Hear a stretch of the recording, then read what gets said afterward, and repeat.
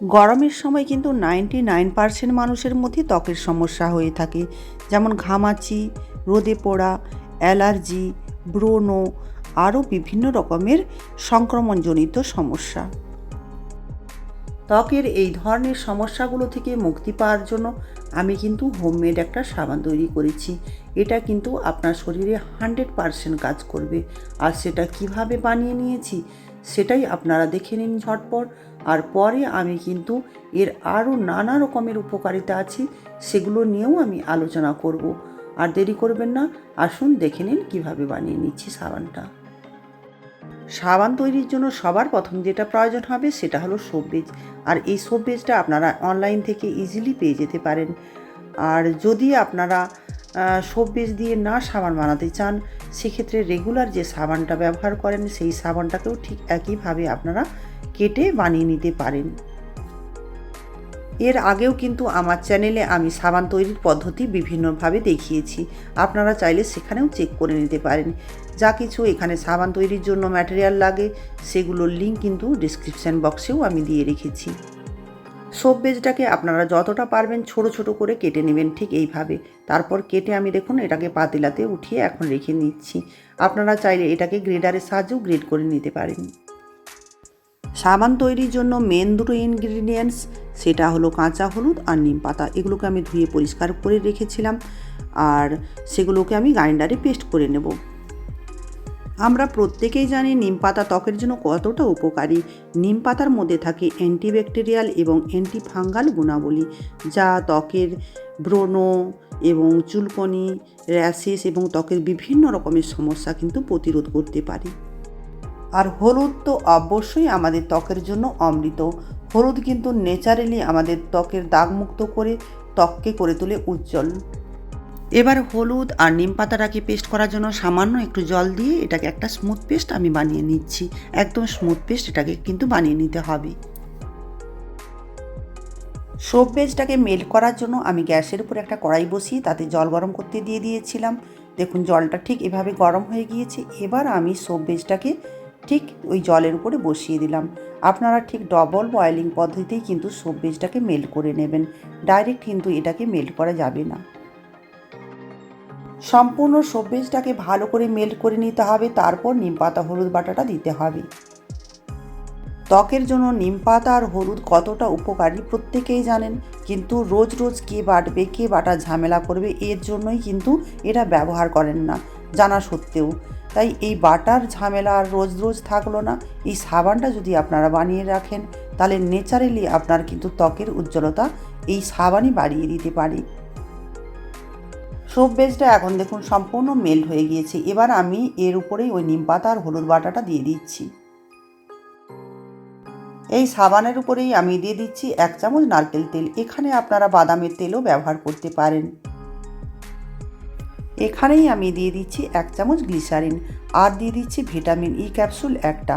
এখানে আপনারা চাইলে চন্দন পাউডারও ব্যবহার করতে পারেন, কিংবা অ্যালোভেরা জেলও ব্যবহার করতে পারেন 1 চামচ। আর নাহলে অ্যালোভেরা যে গাছের পাতা হয় সেই পাতা থেকে যে জেলটা বের হয় সেটাও আপনারা এখানে দিয়ে দিতে পারেন। আর আপনাদের কাছে এই সমস্ত কিছু যদি না থাকে তাহলে আপনারা শুধু নিম পাতা আর হলুদ দিয়েও সাবানটা বানিয়ে নিতে পারেন, কিংবা আপনার স্কিনের জন্য যেসব জিনিস উপকারী, আপনার বাড়িতে যা যা জিনিসগুলো আছে আপনার হাতের কাছে সেগুলো দিয়েও ঠিক একইভাবে সাবানটা বানিয়ে নিতে পারেন। সমস্ত কিছু দিয়ে দেওয়ার পরে আমি 2 মিনিট মতো ভালো করে এটাকে মিক্সড করে নিচ্ছি। 2 মিনিটের বেশি ফোটানোর কোনো প্রয়োজন নেই, 2 মিনিটের মধ্যেই কিন্তু ভালোভাবে এটা মিক্সড হয়ে যাবে। এখানে আরেকটা কথা বলে রাখি, যদি আপনারা সোপ বেজ না ব্যবহার করেন, রেগুলার যে সাবানটা ব্যবহার করেন সেটা কিন্তু যখন আপনারা মেল্ট করবেন ওটা কিন্তু মেল্ট হতে একটু বেশি টাইম লাগে। যেহেতু সোপ বেজটা কাঁচা থাকে তাই মেল্ট হয়ে যাওয়ার সুবিধেটা বেশি থাকে, তাড়াতাড়ি মেল্ট হয়ে যায়। আর একটা পাকা সাবান দিয়ে যখন আমরা বানাতে যাব সাবান, তখন কিন্তু একটু মেল্টিং টাইমটা বেশি লাগে। সেটা কিন্তু আপনারা একটু বেশি টাইম নিয়েই ভালো করে মেল্ট করে নেবেন। সাবানটাকে তৈরি করার জন্য আমি একটা সিলিকনের মোল্ড নিয়ে নিয়েছি। এই মোল্ডটাকে কোনোভাবেই আর গ্রিজ করছি না। আপনারা যদি প্লাস্টিক কিংবা কাঁচের কোনো জিনিসে সাবান তৈরি করতে চান, বাটি কিংবা কাপে, সেক্ষেত্রে আপনারা একটু হালকা করে তেল দিয়ে গ্রিজ করে নিতে পারেন। আর যেহেতু এটা সিলিকনের মোল্ড, তার জন্য কোনো গ্রিজ করার প্রয়োজন নেই। আর এই মোল্ডটা কিন্তু আপনারা অনলাইন থেকে ইজিলি পেয়ে যেতে পারেন। আর এমন কিছু দাম বেশি না, আপনারা খুব সহজে কিনে নিতে পারবেন। সাবানটাকে কিন্তু দেখুন গরম গরম অবস্থাতেই আমি ঢেলে নিচ্ছি। এই কাজটা আপনাদেরকে খুব তাড়াতাড়ি করতে হবে, যাতে ঠান্ডা না হয়ে যায় সেটাই লক্ষ্য রাখবেন। ঠান্ডা হলেই কিন্তু এই সাবানটা আবার বসে যাবে। সাবানটা কিন্তু আপনারা 2 থেকে 3 ঘন্টার মধ্যেই ডিমোল্ড করে নিতে পারেন। আমি কিন্তু 7-8 ঘন্টা পরে ডিমোল্ড করছি। এতে কিন্তু সাবানটা ভালোভাবে বসে যায়, এর জন্য আমি আপনাদের দেখিয়ে দিচ্ছি। দেখুন ডিমোল্ড করে একদম পারফেক্টভাবে কিন্তু সাবানটা তৈরি হয়ে গিয়েছে। আর এই যে সাবানটা দেখছেন, সাবানের উপরে যে একটা ফেনা ভাব হচ্ছে, এটা কিন্তু বাড়িতে যখন আমরা সাবান বানাই এই ফেনাটা থাকে। আর দোকানে যখন হয় কেমিক্যাল দিয়ে এটাকে সরিয়ে দেওয়া হয়, এবং এখানে যেহেতু বাড়ির তৈরি জিনিস, এখানে কোনো রকমের কেমিক্যাল নেই, তার জন্য এই ফেনাটা থেকে যাবে। কিন্তু দেখতে খারাপ লাগলেও এর উপকারিতা অনেক বেশি, তার জন্য এভাবেই কিন্তু আপনারা খুব সহজে বানিয়ে নিতে পারেন। আর আমি ডিমোল্ড করে আপনাদের হাতে মেখে দেখিয়ে দিচ্ছি। দেখুন সাবানটা কতটা সুন্দরভাবে ফেনা হবে, এবং এর কালারটা দেখেই বুঝতে পেরে যাবেন যে হলুদটা কিভাবে বেরিয়ে আসছে, এবং নিম পাতা তো আছেই। দেখুন হাতটা কিন্তু হলুদ হলুদ লাগছে।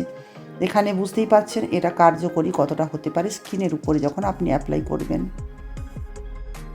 বাজারে গিয়ে দেখুন একটা যখন আমরা সাবান কিনতে যাই, সাবানের দাম কিন্তু প্রচুর হয়।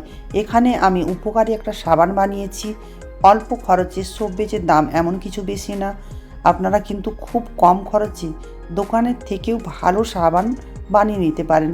আর বানানোর জন্য টাইম এমন কিছু বেশি লাগে না, খুব সহজে বানানো যায়।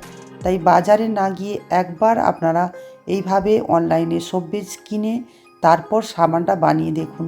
দেখবেন আপনার স্কিনের উপকার যেটা আসবে, আপনারা বাজারের সাবানের কথা কিন্তু ভুলে যাবেন। আশা করছি আপনাদের সবাইকে এই সাবান তৈরির পদ্ধতিটা ভালো লেগেছে। আর যদি ভালো লেগে থাকে তাহলে প্লিজ লাইক করবেন, কমেন্ট করবেন, আর বন্ধুদের মাঝে শেয়ার করে দেবেন। আর যদি নতুন বন্ধু কোনো এসে থাকেন, চ্যানেলটাকে প্লিজ সাবস্ক্রাইব করে দেবেন, যাতে করে পরবর্তীকালে আমি যে কোনো ভিডিও বানালে সবার আগে আপনাদের কাছে নোটিফিকেশন পৌঁছে যায়। সবাই ভালো থাকবেন। নমস্কার। আজকের মতো টাটা। আবারও হাজির হয়ে যাব নেক্সট কোনো ভিডিও নিয়ে আপনাদের সামনে।